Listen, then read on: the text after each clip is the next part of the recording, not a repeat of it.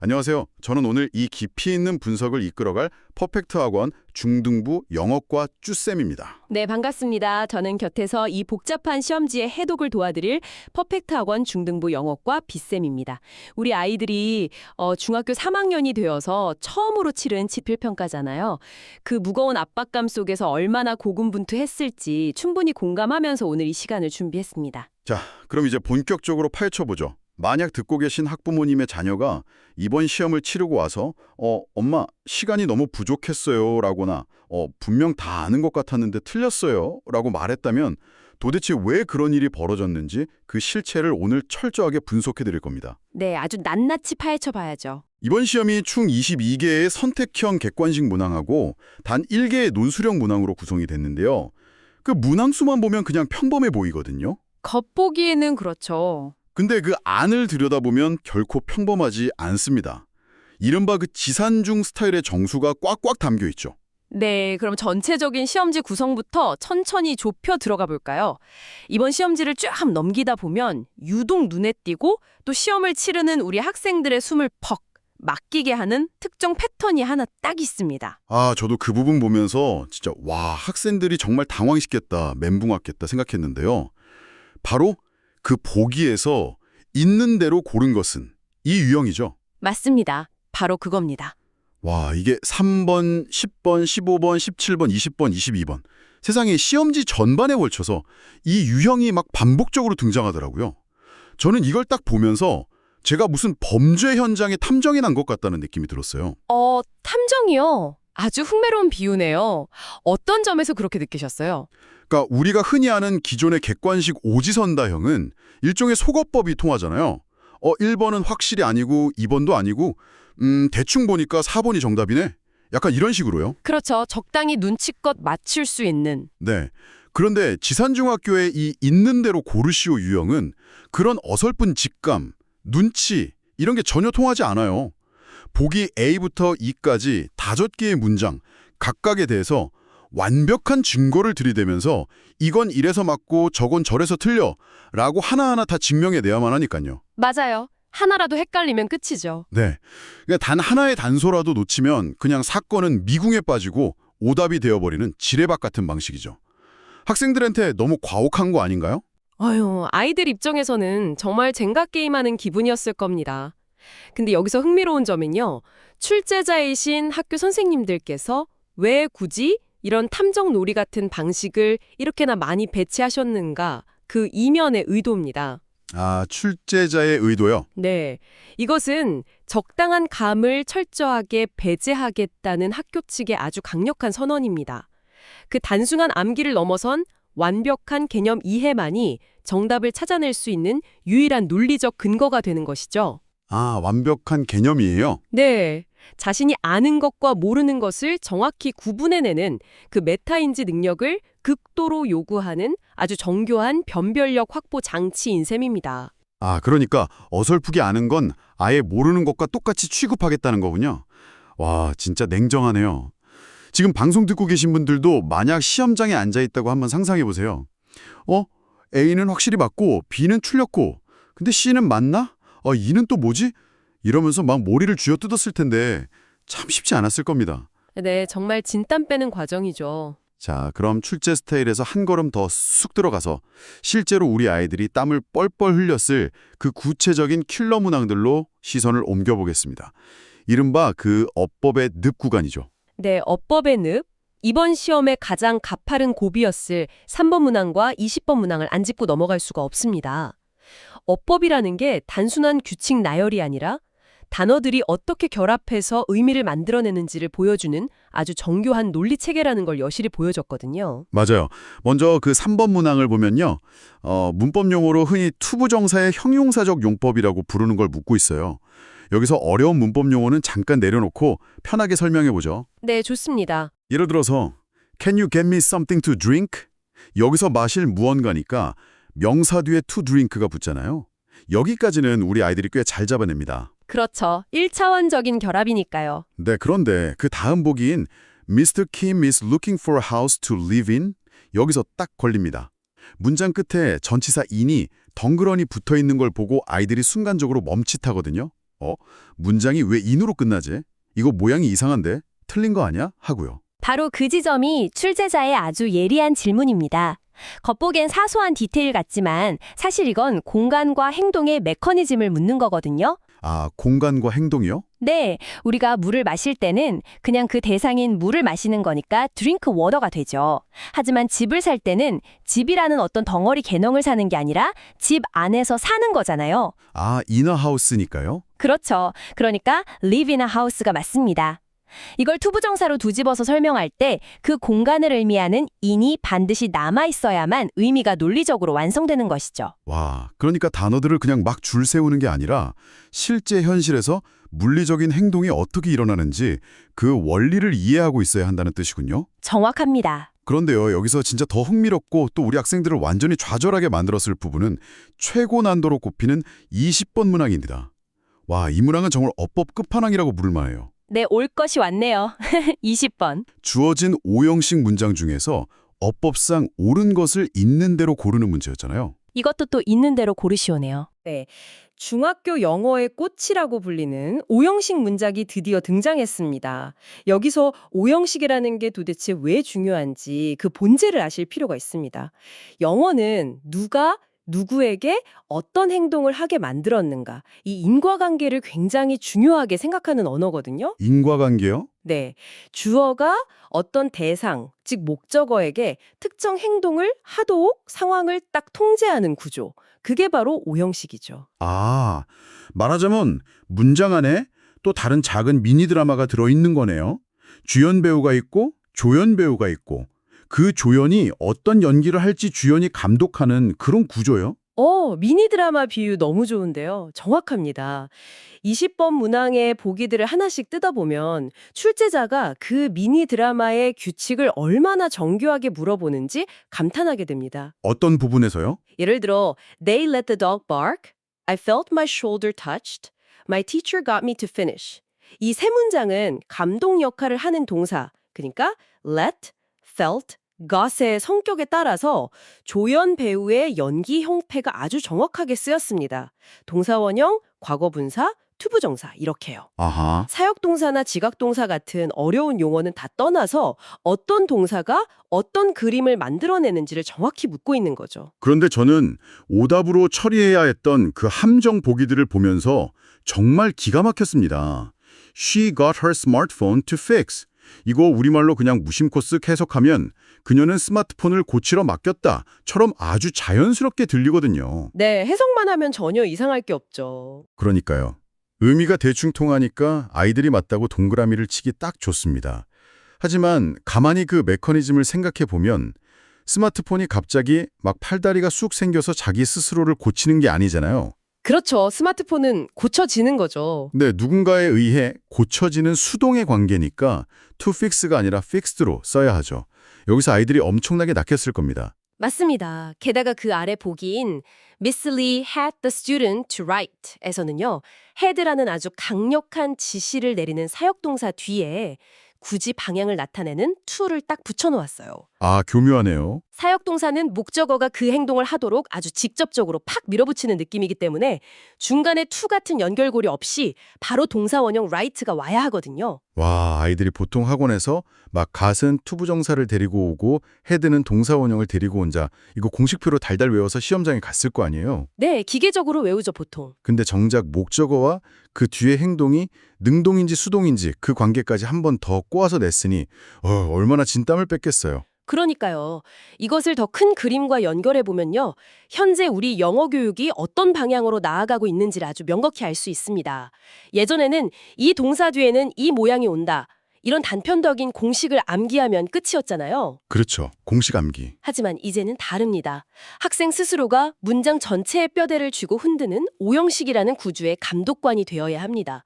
동사라는 주연 배우가 어떤 조연들을 데리고 어떤 형태의 연기를 펼칠지 그 인과관계를 완벽히 통제하고 조율할 수 있는 넓은 시야를 요구하는 거죠. 아, 단순한 암기력이 아니라 완벽한 논리적 통제력을 묻는 거네요. 자, 이렇게 객관식에서 숨막히는 논리 검증 과정을 겨우겨우 통과하고 나면 드디어 이 시험의 유일한 서술형, 논술형 1번 문항을 마주하게 됩니다. 단 한 문제지만 객관식과는 완전히 다른 차원의 압박감이 도사리고 있었죠. 네, 샘스 레스토랑에서의 상황을 가정한 대화문 영장 문제였습니다. 상황 자체는 매우 일상적이에요. 그냥 햄버거 하나랑 물 한 병 주문하는 거잖아요. I like to order a hamburger and a bottle of water. 너무 실용적이고 좋은 표현이거든요. 그렇죠. 실제로 많이 쓰는 말이죠. 그런데 조건이 와, 진짜 너무 깜깜합니다. 무조건 I'd like to 또는 I want to로 시작할 것. 그리고 문장 전체가 정확히 11단어로 구성될 것. 게다가 축약형은 1단어로 간주한다는 단서까지. 잠깐만요. 솔직히 여기서 저는 약간 반론을 좀 제기하고 싶어요. 어떤 반론이시죠? 우리가 실제 레스토랑에 가서 막 주문할 때 내가 지금 11단어로 말하고 있나? 하나, 둘, 셋. 이러면서 손가락 꼽으면서 주문하지 않잖아요. 하하, 그쵸. 계산하면서 말하진 않죠. 이런 인위적인 글자 수 맞추기는 그냥 채점하기 편하게 만들려는 어떤 기술적인 꼼수 혹은 일종의 묘기 대행진 같은 거 아닐까요? 이게 과연 진짜 영어 실력을 평가하는 걸까요? 네, 학부모님들도 충분히 그렇게 느끼실 수 있습니다. 겉보기엔 굉장히 인위적인 제약으로 보이니까요. 하지만 이 문제의 본질은요, 단순한 단어 수 세기가 아닙니다. 이건 극도의 압박 상황에서 학생의 작업 기억, 즉 워킹 메모리와 정밀한 출력 능력을 평가하기 위한 아주 고도의 장치입니다. 작업 기억과 정밀한 출기요. 네, 우리가 아는 지식을 그냥 머릿속에 둥둥 띄워놓는 것하고 그것을 아주 구체적인 조건에 맞춰서 현실 세계로 딱 끄집어내는 것은 완전히 다른 뇌의 능력을 요구하거든요. 그러니까 머릿속에 널려있는 재료들을 주어진 어떤 규격의 틀 안에 완벽하게 딱 끼워 맞출 수 있는지를 보는 거군요. 맞습니다. 만약에 water 앞에 a batter of 이라는 수량 표현을 정확히 떠올리지 못하고 당황해서 그냥 one water 이렇게 썼다면 10단어를 절대 채우지 못했겠죠.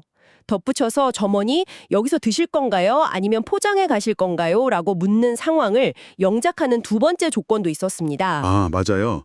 정답이 Is it for here or to go 이거였죠? 네, 근데 이 역시도 5단어에서 10단어 사이로 맞추라는 조건이 딱 주어졌습니다. 평소에 팝송이나 미드에서 많이 들어봤을 법한 되게 말랑말랑한 일상 회화 표현인데 이걸 시험이라는 그 극도의 긴장 상태에서 단어 수까지 완벽하게 통제하면서 써내려가야 한다는 건 아이들 뇌에 엄청난 부하를 줬겠네요. 네, 이 논술형 문항이 던지는 메시지는 아주 분명합니다. 네가 아는 것을 이 주어진 상황과 제약 조건 속에서 오차 없이 정확하게 표현해낼 수 있는가? 현실에서의 의사소통도 결국 상대방, 시간, 상황이라는 여러 가지 제약 조건 속에서 이루어지잖아요. 그렇죠. 내 맘대로만 말할 순 없죠. 네, 그렇기 때문에 이러한 정밀한 추력 훈련은 매우 가치 있는 평가 방식이라고 볼 수 있습니다. 그렇게 설명을 들으니까 확실히 고개가 끄덕여지네요. 자, 그럼 여기서 논리를 조금 더 확장해 보겠습니다. 방금 우리가 식당 주문이라는 아주 단순한 상황에서도 10단단어라는 조건을 맞추기 위해 아이들이 얼마나 엄청난 인지적 부하를 견뎌야 했는지 살펴봤잖아요. 네, 엄청난 스트레스였을 겁니다. 그런데 학부모님들, 만약에 우리 아이들이 이 똑같은 뇌의 피로도와 압박감을 꽉 아는 채로 이제 아주 길고 복잡한 영어 독해 지문을 읽어내야 한다고 상상해 보세요. 이번 시험지를 보면서 제가 또 한 번 놀란 부분이 바로 그 독해 지문 소재의 다양성이었습니다. 지문 소재요? 맞습니다. 시험에 출제된 본문들의 스펙트럼이 과거와는 진짜 비교할 수 없을 정도로 넓고 깊어졌죠. 네, 구글의 프로젝트 룬, 그러니까 전 세계 오지에 와이파이 열기구를 띄운다는 첨단 기술 이야기부터 시작해서 치킨 수프랑 마들렌이 주는 정서적 위안을 다룬 컴포트 푸드 에세이, 심지어 아이슬란드의 오로라를 보고 엔지니어에서 사진작가로 직업을 싹 바꾼 감동적인 실화까지 등장했습니다. 다채롭네요, 정말. 그중에서도 특히 가장 인상 깊었던 건 탄산음료 캔의 수학적 원리를 설명하는 지문이었어요. 왜 음료캔이 동그란 구 형태가 아니라 원기둥 형태인지 그 표면적과 공간 효율성을 영어로 막 설명하고 있더라고요. 네, 그 탄산음료 캔 지문이요. 바로 앞서 우리가 다룬 어법과 독해가 어떻게 만나는지를 보여주는 아주 완벽한 예시입니다. 어법과 독해의 만남이요? 네, 수학적이고 과학적인 인과관계를 영어로 설명하려면요. 그냥 짧고 단순한 문장으로는 절대 불가능합니다. 이 원기둥 모양이 제조사로 하여금 비용을 절감하게 만들었다 같은 이런 복잡한 논리를 펴기 위해서는 필연적으로 우리가 아까 20번 문항에서 땀 뻘뻘 흘며 보았던 그 오형식 구조, 그러니까 make 더하기 목적어 더하기 목적격 부어 아니면 투부정사 같은 구조물들이 지문 곳곳에 뼈대처럼 딱딱 박혀 있어야 하거든요. 유력하네요. 그러니까 문법을 단지 문법 문제 하나 딱 맞추려고 배우는 게 아니라 이런 복잡한 과학적, 수학적 논리가 담긴 글을 오독 없이 정확하게 읽어내기 위해서 그 뼈대를 공부하는 거군요. 바로 그겁니다. 글의 구조와 논리를 파악하는 힘은 결국 그 뼈대를 얼마나 정확히 볼 수 있느냐에 달려 있으니까요. 게다가 5번 문항을 보면요. 단순히 문장을 읽은 것을 넘어서 단어의 아주 섬세한 뉘앙스까지 요구하고 있습니다. 영영풀이 문항이었는데요. 아, 저도 그 문제 봤어요. 밀가루 플라워를 뜻을 과일이나 채소의 껍질, the skin of a fruit or vegetable이라고 아주 엉뚱하게 설명해 놓은 보기를 찾아내야 했죠. 그거 사실 밀가루가 아니라 필의 뜻이잖아요. 네, 맞습니다. 그 외에도 바삭한 crisp, 위나 배를 뜻하는 스토막 등의 뜻을 영어로 정확히 묘사한 보기들이 출제되었습니다. 이제 단어를 한국어 뜻으로 1:1 대응시켜서 기계적으로 달달 외우는 시대는 완전히 끝났습니다. 애플은 사과, 이런 식으로는 안 된다는 거네요. 절대 안 되죠. 이제는 단어가 문맥 속에서 어떤 뉘앙스를 가지는지 영어 본연의 개념으로 그 뜻을 머릿속에 그려낼 수 있어야만 합니다. 네. 자, 그렇다면 이제 가장 중요한 뼈 때리는 질문을 하나 던져보죠. 지금 이 방송을 듣고 계신 학부모님의 자녀가 혹은 학생 본인이 다가올 기말고사를 위해서 구체적으로 대체 어떤 전략을 세워야 할까요? 지금껏 해온 것처럼 그냥 교과서 본문을 달달 외우는 방식으로는 어림도 없다는 게 완벽하게 증명되었잖아요. 네, 첫 번째 전략은 방금 말씀하신 대로 그 통함기를 과감하게 버리는 것입니다. 시험장에 가서 내 기억력에만 의존해서 문제를 풀려는 그 태도 자체를 버리고 지문의 논리적 흐름과 그 안에 숨겨진 문장 구조를 스스로 분석하는 훈련에 집중해야 합니다. 암기 대신 분석. 네, 그리고요? 두 번째는 그 공포에 있는 대로 고르시오 유형을 타파할 아주 강력한 무기입니다. 바로 백지설명법이죠. 백지설명법이요? 아무것도 없는 종이에 막 스스로 써보는 건가요? 네, 공부한 어법 개념. 예를 들어서 오늘 얘기한 오형식 구조나 투부정사의 용법을 백지 위에 딱 올려놓고 마치 누군가에게 과외를 해주듯이 소리내어서 설명해 보는 겁니다. 이 동사는 이래서 이런 형태를 가져야 해 라고 막힘없이 설명할 수 없다면 그건 시험장 그 지뢰 같아서 반드시 걸려 넘어질 날 취약점입니다. 아, 머리로 대충 안다고 착각하는 것과 내 입으로 명확하게 설명할 수 있는 것은 완전히 다른 차원의 문제니까요. 와, 정말 피부에 확 와닿는 뼈가 되고 살이 되는 조언이네요. 내가 직접 탐정이 되어서 남을 완벽하게 설득할 수 있어야만 진짜 내 실력이라는 거군요. 오늘 우리는 지산중학교 3학년 첫 영어 시험지를 딱 들고 그 안에 숨겨져 있는 출제자의 의도, 정교한 메커니즘, 그리고 다음 시험을 위한 기말고사 전략까지 아주 깊숙하게 파헤쳐 보았습니다. 이번 시험 성적표를 받고 혹시라도 어휴 하며 한숨을 쉬셨거나 반대로 기대 이상인데? 하며 기뻐하셨을 수도 있습니다. 하지만 이 시험지는요, 아이들을 평가하고 줄 세우기 위한 차가운 도구가 아닙니다. 네, 맞습니다. 저는 학부모님들께서 이 시험지를 우리 아이의 영어 학습 상태가 현재 어떤지, 어느 근육이 튼튼하고 또 어느 관절이 취약한지를 아주 투명하게 보여주는 일종의 건강검진 결과표라고 생각하셨으면 좋겠습니다. 아, 전적으로 동의합니다. 우리가 건강검진에서 콜레스테롤 수치가 높게 나왔다고 해서 막 인생이 끝나는 게 아니잖아요. 그럼요. 약 먹고 운동하면 되죠. 네, 식단을 좀 바꾸고 운동 방식을 수정하면 됩니다. 이번 시험에서 발견된 오개념과 뻥 뚫린 구멍들을 방금 우리 빗쌤이 말씀해 주신 백지설명법 같은 방식으로 하나하나 꼼꼼하게 메워가는 과정이 결국 다가올 기말고사를 향한 가장 빠르고 확실한 지름길이 될 것입니다. 네. 오늘 우리가 나눈 이야기들은 결국 우리 어른들에게도 아주 중요한 질문을 하나 던집니다. 우리가 교육을 통해서 아이들에게 진정으로 길러주고 싶은 능력이 과연 무엇일까요? 글쎄요. 객관식 보기 5개 중에서 요령껏 정답 하나를 쏙 골라내는 그런 얄팍한 기술일까요? 아니면 이렇게 막 복잡하게 얽히고 헷갈리는 수많은 정보와 조건 속에서도 자신이 가진 지식의 확신을 가지고 당당하게 자기만의 논리를 전개해 나갈 수 있는 아주 단단한 사고력일까요? 지산중학교의 이번 시험지는 정답이 후자에 있다는 사실을 아주 묵묵히 그러나 강력하게 우리에게 보여주고 있습니다. 와, 정말 깊이 공감합니다. 단단한 사고력. 우리 지산중학교 3학년 친구들 중3이라는 묵직한 타이틀을 달고 치른 이 무시무시하고 깐깐한 첫 지필 평가를 꿋꿋하게 끝까지 풀어내느라 정말 너무너무 고생 많았습니다. 너희들이 그 시험지 위에서 치열하게 지우개를 쓰고 다시 고쳤으며 고민했던 그 모든 흔적들이 결국 너희의 사고력을 한 뼘 더 단단하게 만들어 주었을 거라 확신합니다. 네, 정말 수고 많았어요, 아이들. 오늘 밤만큼은 점수가 몇 점인지, 등급이 어떻게 될지 같은 복잡한 계산은 잠시 내려놓으시길 학부모님들께 권해드립니다. 대신 당신의 자녀에게 쓱 다가가서 잔뜩 긴장했을 그 등을 따뜻하게 토닥여 주시면서 진짜 고생 많았다 라고 진심 어린 한마디를 건네주시면 어떨까요? 저희는 언제나 그랬듯 여러분의 가장 든든한 페이스메이커가 되어서 다가올 기말고사를 향해 함께 달리겠습니다. 당신을 위한 오늘의 딥다이브, 다음 이 시간에 또 다른 흥미로운 분석으로 찾아오겠습니다. 감사합니다. 함께해 주셔서 감사합니다.